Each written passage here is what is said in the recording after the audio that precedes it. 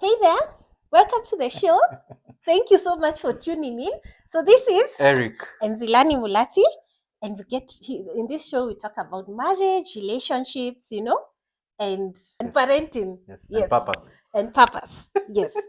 So, what are we talking about today? We are so excited. So Mhm. we turned 11 years in our marriage, Mhm. and we are like, hey, let's share some of the things we've learned.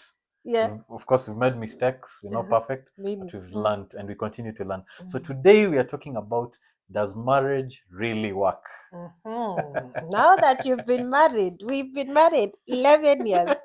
Does marriage really work? Yeah. Or people are faking it, or people are ending it. Yeah.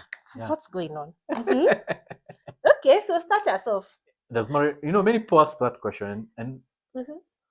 the answer is yes, it does, Mhm. and no, it does not. The answer is Idea. both. What do you mean? Your What exactly yeah, do you mean? yeah, context is important. Your context will determine if your marriage works or not. Mhm. So, Mm. for the purpose of illustration, we'll use, and you can use Mm. other ways of illustrating the context. But in this recording, we're going to use 5 contexts. Mhm. Then you locate yourself. Mhm. Which context am I in? Mm. Okay. So it's like there's a checkbox there. Yes. Tick the one you're in. Then after you locate yourself, Yeah, you decide. It's a choice. yeah. Do you want to move to the one that works Mhm. or the one that does not? Mm. Okay. Mhm. So the first context of marriage Mhm. is cultural marriage. That's the context. Cultural, what happens? Okay. So now, in the cultural context, now the driver or how you do your life or your lifestyle is mostly determined by cultural context. Okay, and in the African culture, it's pretty much how we grew up, and most of us, I mean, we grew up in cultural context. Yeah. So it's pretty much how most of our parents taught us. So you pick things. You pick things the way they've been passed down to you. Yes. Without questioning. So our great grandfather, grandmother, it came, and this is how we do in our culture. Mm-hmm. So when a child is born, this is what our culture says we do. Yeah. When we are getting married, this is what our culture says we do before we get married. And that's a cultural context. And even like in the home setup, in a cultural context, there's what men do, there's what women do. So for example, I mean, even using our own cultures, in our own cultures, most times the man provides everything, so he just goes, he does whatever he needs to do, he comes home, he provides, and the woman or the wife does not question. Yes, no question. Even has no idea of what the money is. So long as the money is coming, that's it. Yeah. And then now the woman on the other hand, is her primary role is being the homemaker and taking care of the children. So yes, even though she has a role, a job, she'll be the one who will make sure the children are okay. So meaning, for example, in that context, the man, you'll never see the man with the children. You don't see the man changing diapers. No. That is the role of in that culture. It's not in accepted. A cultural context. Yeah. And another key thing in the cultural context, depending with the culture you're in, you find that also the men tend to be very chauvinistic. Okay, so there are parts like even something as basic as eating food, the choicest part of the meal is left for the man. When it's chicken, the gizzard and the back of the chicken. That one don't touch.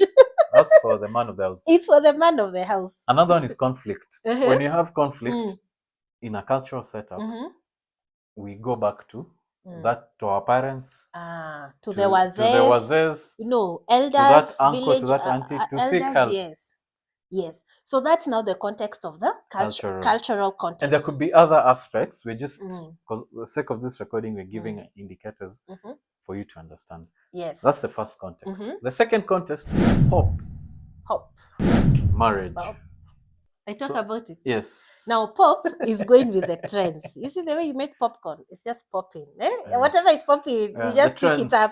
Yeah. So you get your trends from either social media influencers, Hollywood stars, and pretty much what forms your worldview is what they are doing. So, for example, I think now there's a major trend around, when people get married, just don't get children. Just don't get children. Have fun, enjoy. Yeah, travel the world. And even some were like, they'll never even get children because it's just what's popping right now. Yeah. Another trend is having an open marriage. You're married, but it's very open.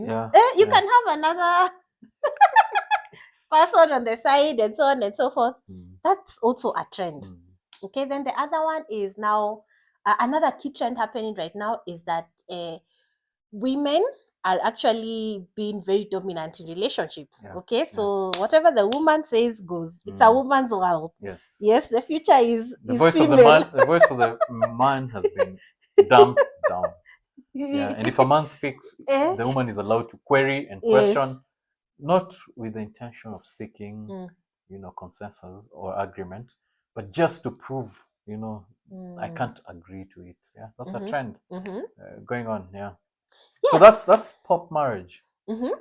The third context would be the civil marriage, which is very legalistic.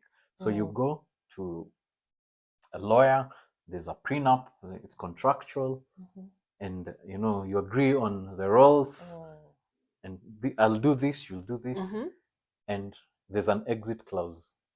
If you do not honor your end of the bargain, I'm out. So is that where a partnership comes into play? Yes. So usually a red flag is usually when you start hearing words like my partner. Yes, that's your partner. It's contractual because in business we have partners. Yes.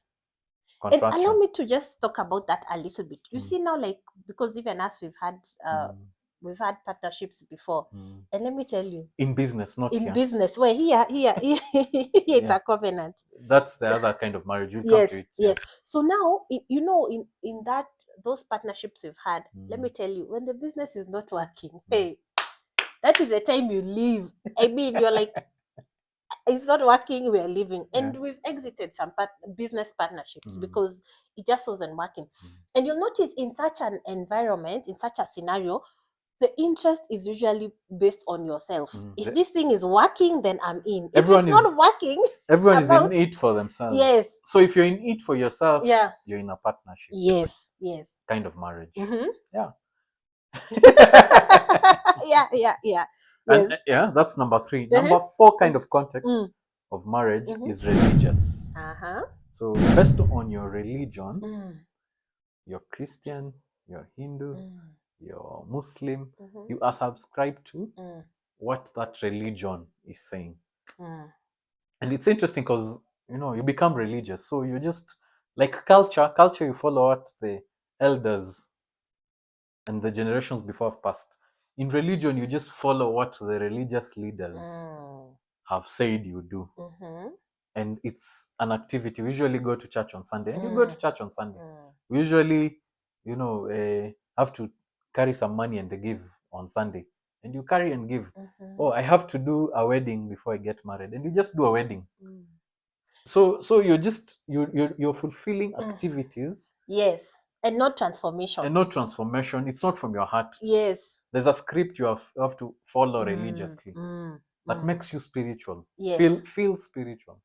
Feel spiritual, and it gets to a point where you actually get tired. You're like, hey, why am I doing this thing? Why am I actually? Because it's activity, no transformation, no relationship with God. So that's which leads to emptiness. Yes. That's number 4. So we've given 4 contexts. In these 4 contexts, there's a lot of struggle. And those are the kind of contexts that actually there's a struggle, and I would say they do not work. Yeah. Or you fake it.